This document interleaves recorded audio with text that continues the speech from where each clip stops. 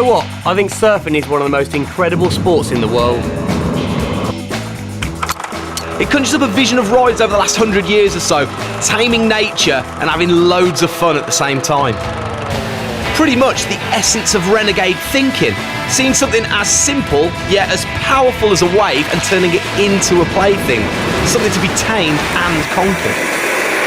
It's fun, man. That is good. Let's do a bit more, a few more laps. No. We've not come all the way to the west coast of Ireland to rag it around on a beach. All right, we're here to chat to Andy Cotton. You know, Andrew Cotton is a bit of a legend when it comes to riding big waves. He is the real deal. He's totally doing things on his own terms, hunting out some of the gnarliest waves on the planet and basing himself in Ireland, which catches some incredible swell. I really want to ask him how surfing got to the level that it is now and find out who were the renegades in the culture that made what he does feasible. Oh, freezing. There he is. Right. What a spot, man. How big does it get? Probably 50 feet, maybe sometimes a little bit bigger. That can be 50 foot out there. Yeah. Okay. Not big today. But this is kind of home away from home, but there's other spots around here, yeah? Yeah, there's a few little places around, and yeah, it's a good area to be in. And Fancy showing us around? yeah, let's All right. go. Jump on the back. Stretch of coastline from Mullaghmore to Bundoran. For me, that's sort of like the best waves. When it's on, it's properly on. Yeah, and on its day, Mullaghmore can be one of like the best big wave spots in the world. And then you realise, oh no way, like Ireland's so close, and it's like so amazing. The surfing is massive, and it's harder work, but you know it doesn't cost an arm and a leg to get there. Yeah. This is like a good view. Like Bundoran's just down there towards those sand dunes. A couple of good spots in between. You know, there's about 7 or 8 good waves. You're hunting for these huge waves. When you think of people in the past looking back in the history of surfing, who's changed the game in other aspects of it? There's a wide range of surfers that have made a difference to the sport. Or from the beginning, guys like Rabbit Bartholomew, they're sort of the first guys to go to Hawaii and charge out there. And then Tom Curran, who sort of is renowned for his style. And when everyone was riding like a standard shortboard, he'd be like riding like these crazy fishes and just getting the most insane barrels and in there and just doing completely his own thing. Bruce Irons, and for me, he was ticking all the boxes, and he just does his own thing, you know, like he doesn't play by the rules. They're not there to like change it, they're just on their own program and doing what they love. What you want to do is surf the biggest wave in the world. Why? First thing I remember about big wave surfing probably is like Laird Hamilton. That was one guy that sort of inspired me. He brought big wave surfing to like the whole world at that point. Another guy who is actually like the current world record holder of the biggest wave is like Garrett McNamara. He's a good friend, but also made me realise like what the human body could go through and what was achievable. What Laird was towing at Jaws like 7 years ago, they're paddling. I was there when Garrett surfed the biggest wave in the world, you know, and I think, yeah, my dream was to have that world record and surf the biggest wave in the world. Who else is pushing the limits in surfing that you know of? One of the guys that springs to mind straight away is Tom Lowe.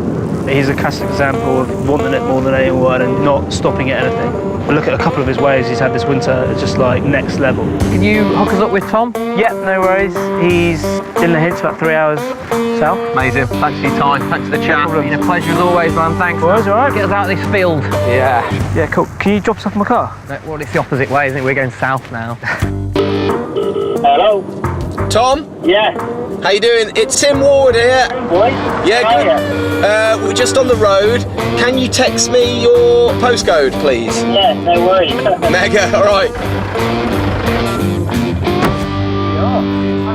How are you? Yeah, come in. Cheers. Have a cuppa. We asked Cotty the same thing. We're going to ask you, why are you living here on the west coast of Ireland? You're always kept on your toes.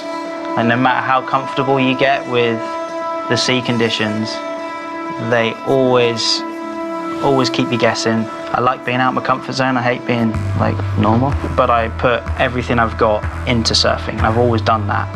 I just love it. Yeah. I love being out there when it's that raw and big and scary. It just puts everything in my life into perspective and it simplifies everything. Where can it go from here? There's been waves coming in that I've seen that have never been surfed. Potentially the tallest waves ever paddled. There's potential for that. You know, Nazare, with how big the canyon peaks in those huge teepees, like the ones that Cotty's towed down. You know, those huge, like, you potentially could attempt to try and paddle one of those. It'd have to be just that perfect day. Yeah. And you just have to have like a guy that you really trust and another guy you really trust on safety, and they're just on it. But when you're sitting out there and you are going to paddle in, at what point do you pick that wave and you're like, this is the one? There's different feelings around different sessions depending on the consequences of that spot and like how it feels that day. But when you see the wave, sometimes it looks at you and says, let's go, because it looks right, and I was scared. Although it's just the most terrifying thing, you're also the most alive, so you're just blank. There is no thought. That's the thing, it's just you're in the moment completely. So there is no thought, and that's the holy grail.